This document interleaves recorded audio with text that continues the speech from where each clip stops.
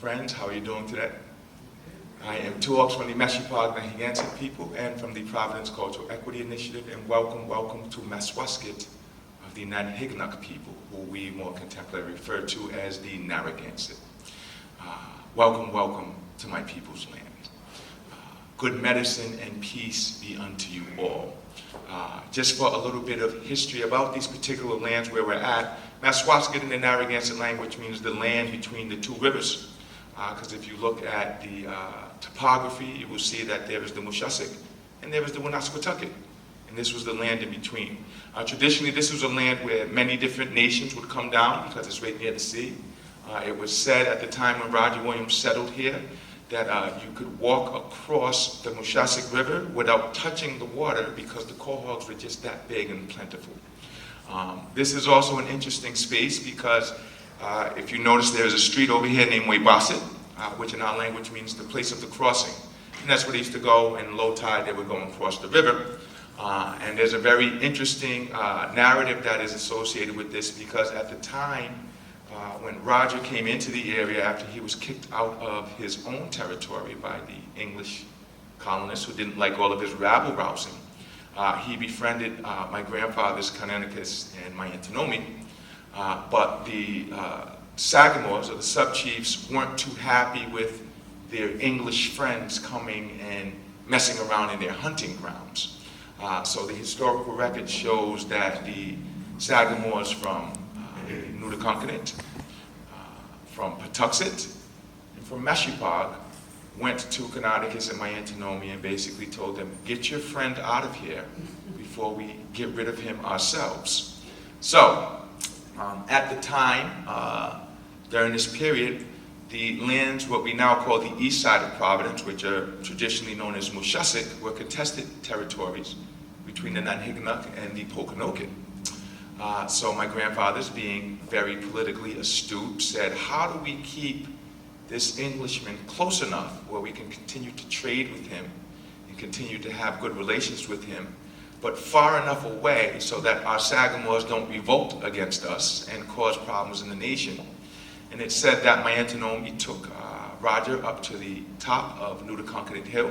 Behind me is this wonderful peak, and as history tells it, one of the grand sachems of the Nahiganset by the name of my Antinomi, who happened to be the nephew of my great-grandfather Canonicus, stood on this peak here because there were ongoing issues taking place between the colonists who had just moved in following Roger Williams and the people from three separate villages, Patuxet, which is a little bit over in the Cranston area,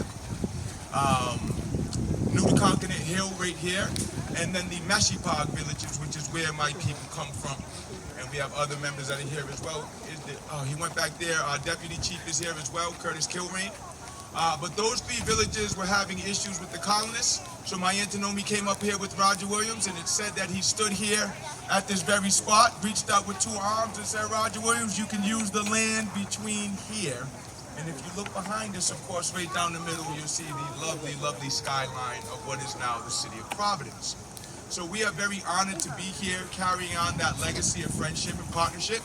As we know, the Pilgrims came to these lands seeking more and better opportunities than they were getting back in Europe. And it was, of course, the Algonquian people of southeastern New England who greeted them, gave them lands to live in, and ultimately started what is the beginnings of this thing that we now call the United States of America. So we feel it's only right that we do our part to keep that legacy going. And you look right down the middle of that, you will see the Rhode Island State House.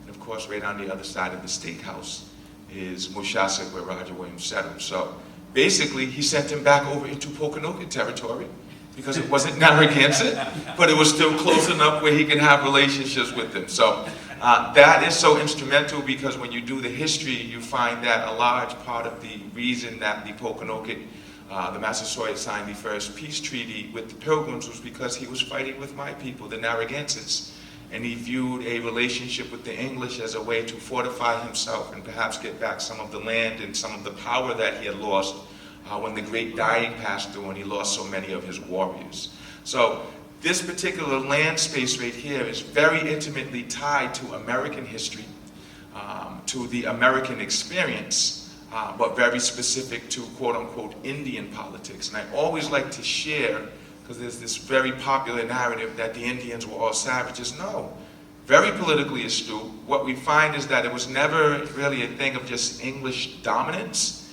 It was very much the English playing the nations against each other because of the ongoing political rivalries that were there, to the ultimate detriment of the nations when they ended up losing the King Philip's War. So, Kwe Kwe Ut Maswasket. Welcome, welcome to Maswasket.